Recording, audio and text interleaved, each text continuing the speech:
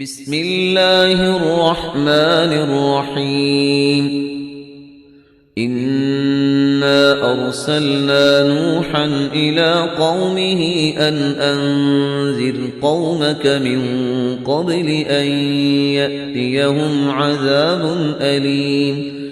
قال يا قوم إني لكم نذير مبين أن اعبدوا الله واتقوه وأطيعون يغفر لكم من ذنوبكم ويؤخركم إلى أجل مسمى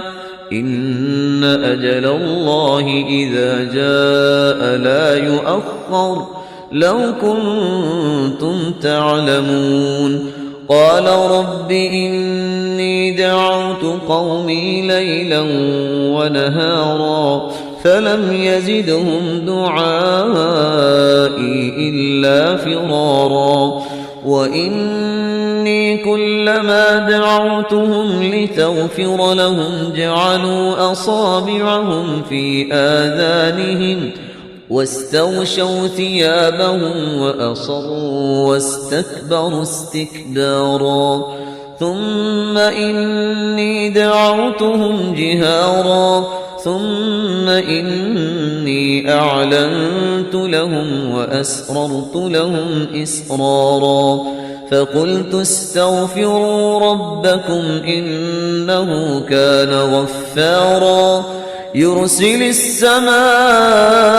عليكم مدرارا ويمددكم بأموال وبنين ويجعل لكم جنات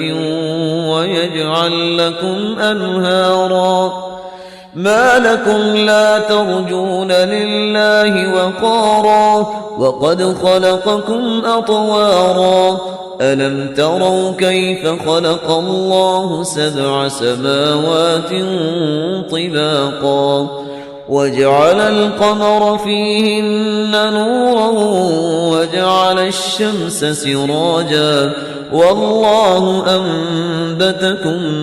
من الأرض نباتا ثم يعيدكم فيها ويخرجكم إخراجا والله جعل لكم الأرض بساطا لتسلكوا منها سبلا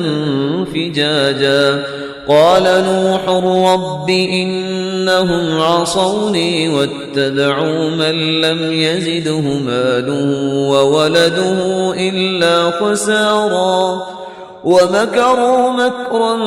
كبارا وقالوا لا تذرن آلهتكم ولا تذرن ودا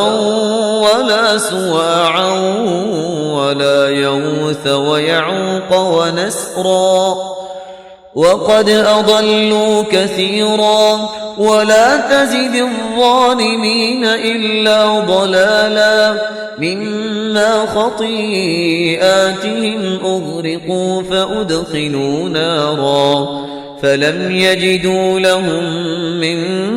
دون الله أنصارا وقال نوح رب لا تذر على الأرض من الكافرين ديارا إنك إن تذرهم يضلوا عبادك ولا يلدوا إلا فاجرا كفارا رب اغفر لي ولوالدي ولمن دخل بيتي مؤمنا وللمؤمنين والمؤمنات ولا تزد الظالمين إلا تبارا.